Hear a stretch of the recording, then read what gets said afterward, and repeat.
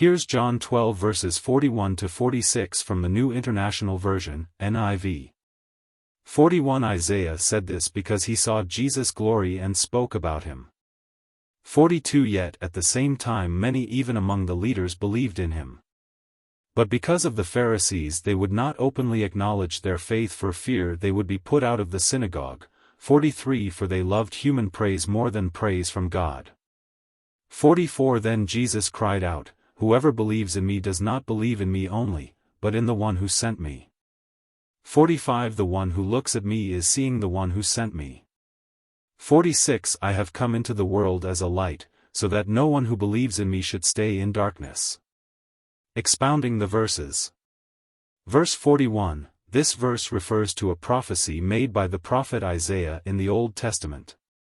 Isaiah had visions of God's glory, and many scholars believe that these visions were not only of God the Father but also a prophetic sighting of Jesus Christ.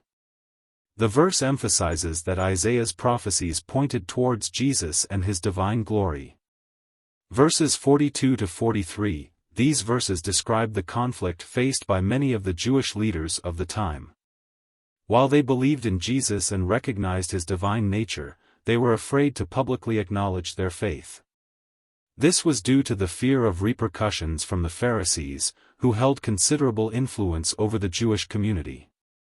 The Pharisees opposed Jesus and his teachings, and those who followed Jesus faced the risk of being excommunicated from the synagogue. The verses highlight the human struggle of valuing societal approval over divine approval. Verses 44 to 45, Jesus emphasizes the unity between him and God the Father.